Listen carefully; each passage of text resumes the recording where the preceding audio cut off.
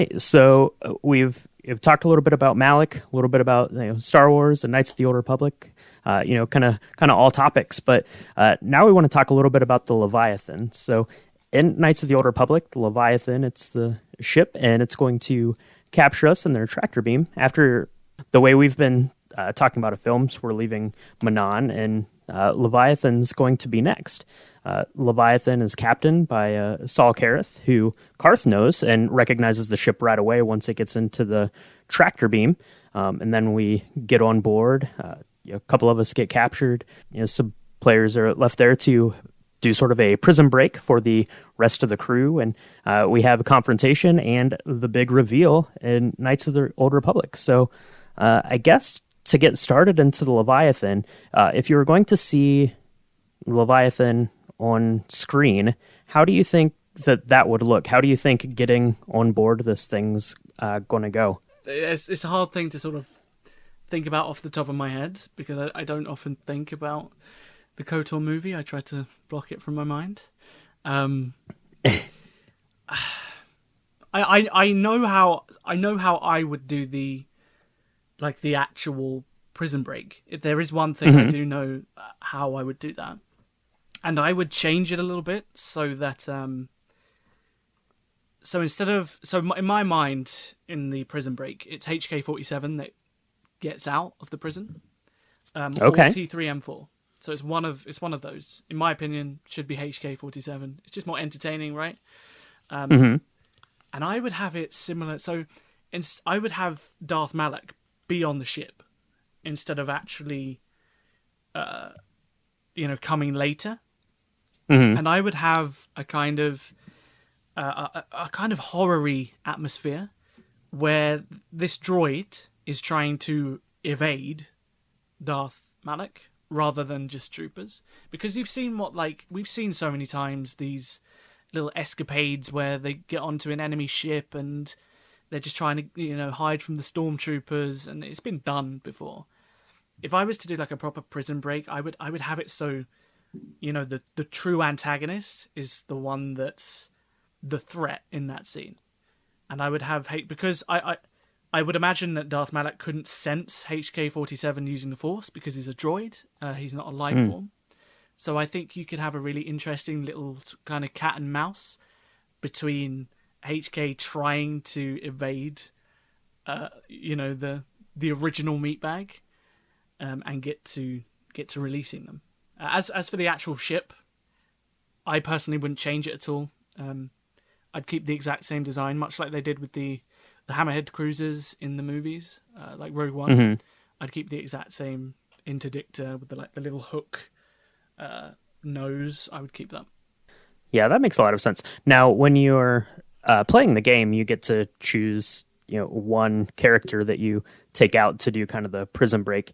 Do you take one of the droids with you when you're playing the game, Luke, or do you? I always choose HK-47, and if I'm really struggling, I'll just take one of the Jedi so I can do it easily. But I think it makes the most sense. Like, anyone getting out of those cells is going to be a droid that can manipulate the cell, right? I don't think Juhani's breaking out, because they're designed to not allow Force users out, right? So I think having even T3 would be like an interesting little cat and mouse, with Malak walking around and this little droid is trying not to get crushed by the Dark Lord. But I think HK thematically would be very interesting, because obviously HK-47 and Malak have had history. There's a lot of story there that can be delved into. Meatbag. Yeah, the original meatbag. So I'd always go with HK, my boy. Yeah. What about you, Cassia? How does the section on the Leviathan get started, and who do you think needs to go and break the main crew out of their prison cells? So I think Revan and Bastille are going to be dealing with relationship issue fallout. So they're not going to be able to sense oh, hey, I think there's a huge Sith cruiser coming towards us. They're not going to be at the top of their game. And Jolie, I think, is kind of already knows who Revan is. And he's an old guy. He's just kind of there to figure out the will of the Force and everything. So I think like it does make sense for them to be captured because they're going to all the old stops, you know? And I think you're going to think they're able to get to the last planet, but then, you know, of course that doesn't happen. A visual I think would be cool because like it's like the Leviathan and the Sith cruisers kind of look like a big mouth. Yeah. Like if you can just like maybe like make it look like a whale is just kind of getting the Ebon Hawk or something, and like that would be cool. If like the tractor beam is like kind of like in its beak, I guess that would be a cool visual, and they're just covered in like you can see the viewports get like covered, like the Ebon Hawk's viewports just get covered by like machine and everything, and like it just they lose all the light they can see. Like it just would make it more eerie. You know the about your point there. You know the is it in? I haven't watched the originals in it feels like years. It's either the first one or the second one where you see the Star Destroyer come over and it like completely covers the screen. Do you know what I'm talking about? And then it shows the hangar underneath.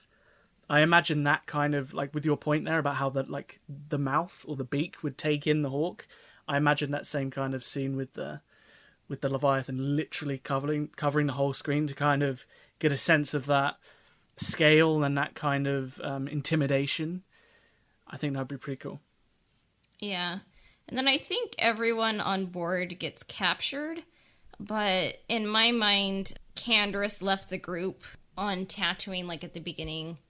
Like we kind of go through like in movie in our hypothesized, you know, adaptation, you know, that doesn't exist, but we're just kind of like going through it because we have fun.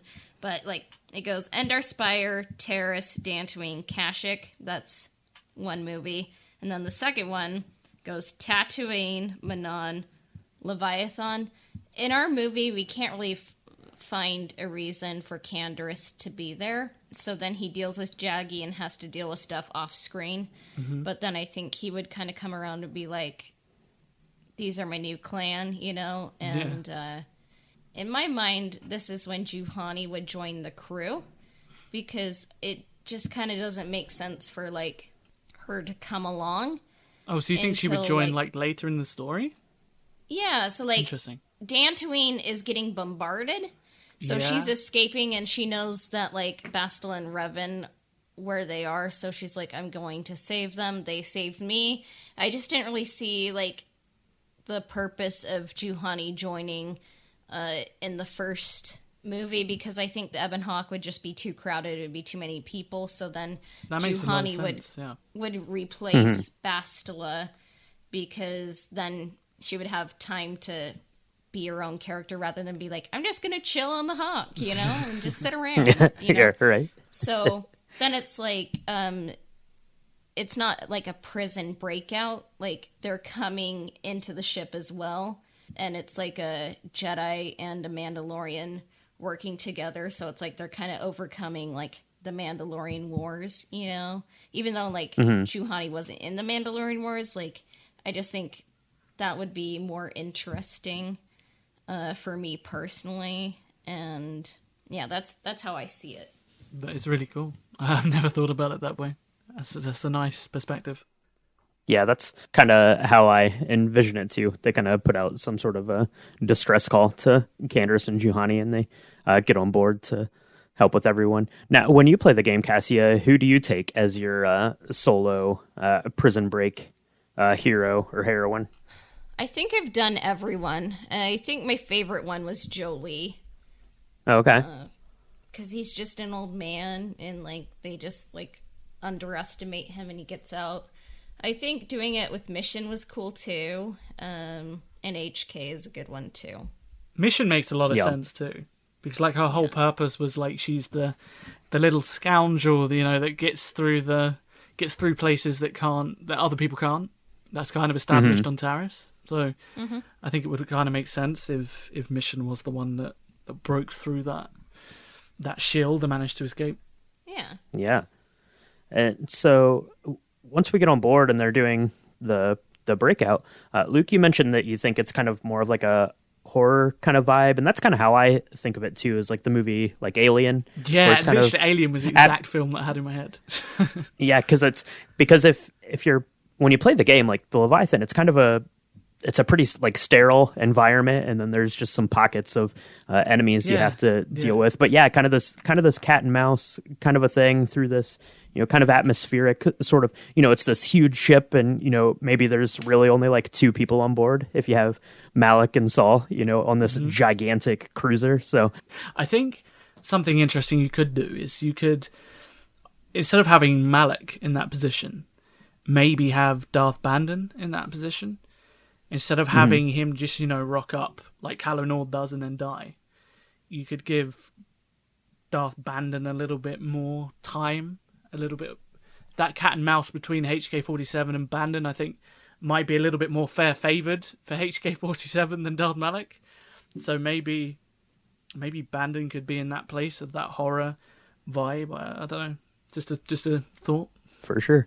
What about you, Cassia? Do you have kind of a reference of the tone, or what you think that this kind of section would look like, or some sort of feeling it would have? Or Alien is a good reference. Like, when I say psychological horror, like, that seems a whole lot more intense than what I mean, but kind of just like you want to feel ill at ease, like even when you're kind of like things are kind of like starting to turn around and like they're being broken out and they're escaping, it's like something isn't quite right. And I think that's where Malik would come in and like the reveal would happen and you'd be like, oh, okay, now it's all kind of making sense. But I Alien is the best reference I can think of in this moment. Alien was definitely what I was going for, and I'd have, like, in the game the ship is quite bright, isn't it? It's quite metallic. I'd have it dark and eerie, kind of how like Nihilus' ship is in the second game, where it's just very Sithy. It definitely has that kind of. It feels like dread. I would have especially the Leviathan being like this flagship of Darth Malik. I wouldn't have it being this beautiful, vibrant, metallic ship that's full of light. I would have this very dingy, sort of dreading atmosphere on his ship.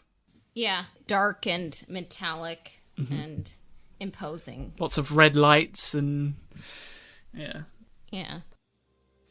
And you can find us on Instagram at Ebonhawk Podcast. And if you want to connect with me, I can be found on Instagram at astro_droid_.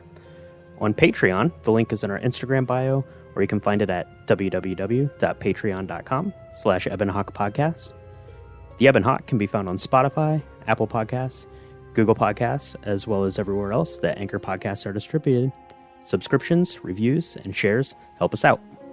Our intro and outro themes were composed by Alistair Shorerman at alistairsounds.wixsite.com/Alistair Sounds. Our transition music was composed by Christian Walker at christianwalkermusic.com. This episode of the Ebon Hawk Podcast has been brought to you by Nikki Dog from Patreon. May the Force be with you. We will be back soon. Bye for now.